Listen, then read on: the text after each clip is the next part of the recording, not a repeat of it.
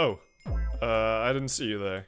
Hi, I'm Silliest, and today I'm going to teach you how to improve at the minigame known as Speedbuilders. So there's a lot of knowledge and technique needed for this high skill ceiling game, but I'm going to attempt to break it down into a couple of sections. We'll start with the materials that you need to start playing. We'll go into tips for memorizing builds and clicking optimally, and finally I will cover the best ways to practice all of these skills. Now, before I begin, I got some disclaimers. So I'm teaching Speedbuilders primarily through the lens of Mindplex's take on the minigame, even when other surveys exist, such as Hypixel, which includes flying, or TeslaCraft, which features impossibly complex builds. I also want to say that this guide is mostly for casual players who just want to improve, but intermediate players can definitely also learn a thing or two. Now, one last thing, my credentials.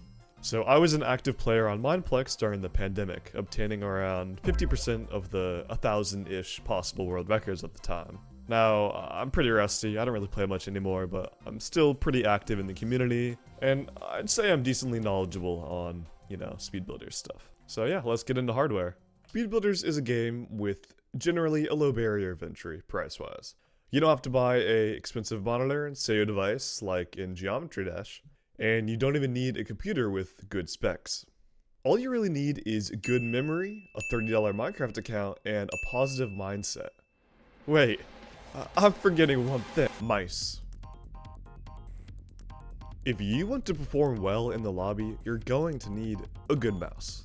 Your mouse choice should be depending on a number of things, like hand size and clicking style. So the most historically popular mouse is the bloody A70. This mouse is the crown jewel of Speedbuilders professionals. Used all the way back in early 2020 by players such as ProScream, Likens, and Carricks, and still being bought today by new and up-and-coming players. This niche $40 mouse seems to get the job done pretty well. It's very heavy, but it has a good body, perfect for many types of grips. The switches are large and responsive and are considered the best for double-clicking when the demounts time is down. But this is not the only mouse you should be in the market for. The mouse you have might do. It really varies. For instance, the player Ambi uses a Attack Shark, while the players Duckle and Bloons Killer use a G502. And get this, one player, Godgapple, uses a $10 Office mouse. You can't make this stuff up. While I would mostly recommend the bloody A7 or A90 to new players, I implore you to survey the market, especially if you don't play into butterfly click or if you have large hands. Also, you might not even need a new mouse. I would recommend trying to see if the mouse you already have works before you, commit to a new one. So, I have to come clean. I've been lying to you this whole time. I've been referring to Speedbuilders as one game when in reality it's actually two games in one. First, the memory game. In this game, you're just trying to stay alive. All you care about is perfecting the build before the timer reaches 0, and you've probably seen each build like once or twice.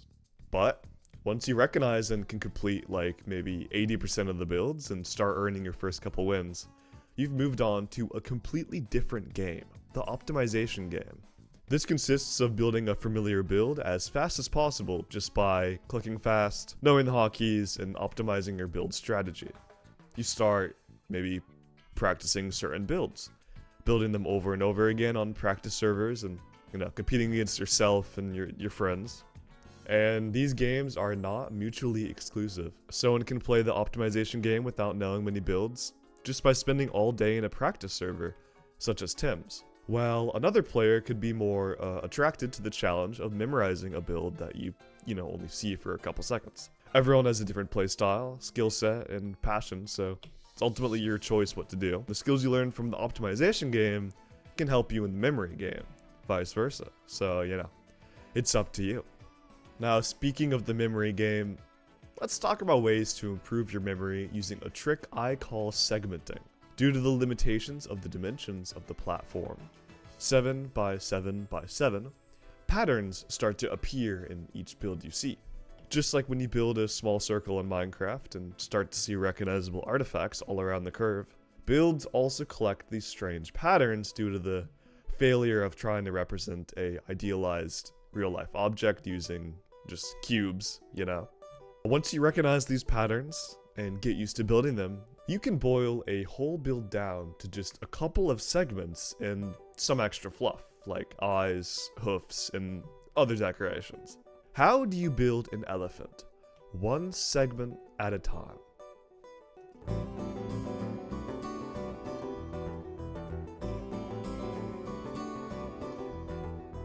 Now, in order for me to tell you the best way to build these segments, I have to introduce another important concept. Bursting. Bursting is probably the most important thing you can learn if you would like to improve your skill fast. And I'm going to give you a quick rundown on how to do it. Alright, so we start with the butterfly click style where you alternate your pointer and your middle finger to get really high CPS. So, you know, you just go back and forth on the mouse, looks like this. So yeah, this is an age-old method that's been used for 10 years now. But bursting takes this clicking method and runs. Alright, so you know that segmenting thing I was talking about earlier? That can also be applicable to bursting. You separate the continuous stream of alternate clicking into groups of clicks, which translate to groups of blocks that you combine together to complete a segment, which you combine together to complete a whole build. Now you can really see why the skill ceiling is just so high. So let's just go through some types of bursts that you can learn so you can start implementing them in your gameplay. Okay, so before that, I have to give one last disclaimer. I've come to find out that the finger which you start each burst matters a lot. So starting the burst with the middle finger is objectively just faster, it's more consistent, and healthier for your hand. This is because our biology evolved, I guess, to like grip onto branches. So going from your pinky to your pointer finger is just faster. Like if you go like this on like your desk versus this is gonna feel more difficult. My friend Ambient Pop literally emailed the professor of kinesiology at their university to get the scoop on this. You can't make this stuff up. Okay, so let me show you the first and most important burst using the first segment, the 3 burst. Okay, so the 3 burst consists of the pattern middle, pointer, middle, or MPM. If we used it on the 3x3 segment that we learned, the most common segment in the game, we can do MPM, MPM, MPM, and just complete the segment like that with ease. So here is the 3x3. Done faster, like that. Let me show it to you again, except with another segment, which is called the rooked base. This also resembles a circle, so whatever. Okay, so we're just gonna do some 3 bursts. But something's wrong here. We finished most of it, but how do we fill in the last part? We could do 3 bursts, but it's awkward, you know, we have to aim side to side. We can optimize this. So let me just show you another burst called the 2 burst. So it's quite simply just, you know, 2 clicks. Right, left, middle, pointer, middle, pointer. They're usually grouped together, so, like, for what we're about to do, it would be like, you know, 6, but you group them into clusters of 2. Like that. So let's see what this looks like on the rooked base. Look at that. Look at that. Now, I just want to say it's possible to do a super high number of bursts by combining bursts together. For instance, if you combine a 3 burst and a 2 burst together, you get a 5 burst. This can be useful when starting 3x3s. You can even do 7 bursts or 9 bursts. So that was 3 6 bursts and 1 7 burst. And a 9 burst would look like this. It's just, you just group it together into a very tight group. But you don't have to worry about this mostly. It's not applicable to most situations, besides the 5 burst, which you can use during, you know, 3x3s. Okay, so let's just go through the rest of the segments, and I'll point out the bursts needed to fill them in so you get the hang of it. Okay, so the next one is on screen now. It's the bigger circle. It's kind of the upgraded version of the rooked base, which we just built. Again, just resembles a circle, but it's more detailed. So it's like that. And there's 2 ways you can fill this in. You can do, 2 bursts and then 4 bursts. And I messed up there and here. Or you can just do like so. Okay, the next one is the squares. So the 5x5 and the 7x7. So that's the 5x5. And this is the 7x7, which obviously features 4 bursts. And actually does 7 bursts there, but that's not really needed. And you just fill it in. And look, we can combine segments, and look at this, a little pyramid. Huh. Okay, the last one is a 3x7, it's just a wall. Alright, so jump and do a 3 burst. And you got yourself a wall.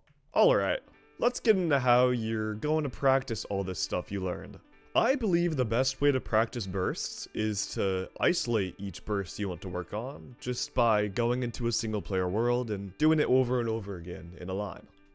Shown on screen now is the world that I had for a couple months. I was practicing 3x3s, 3 bursts, walls, everything that we learned, and definitely improved at all of them.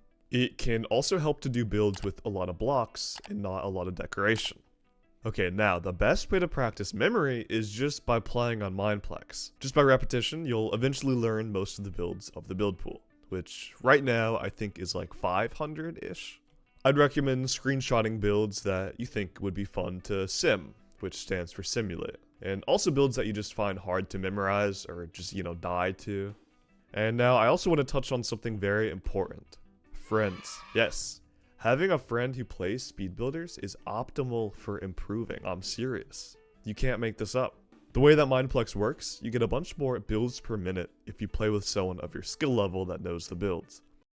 Once you wait for the random people to die, it's just you and your friend, and you can complete builds very fast. This greatly speeds up people's improvement, and this is why you always see pros in pairs or even flocks. Now, if you would like to find people to play Speedbuilders with, we do have a thriving Discord community, which you're welcome to join. It'll be in the description, of course. Now, if you want to practice all these skills, you can log on to a practice server, such as Tim's.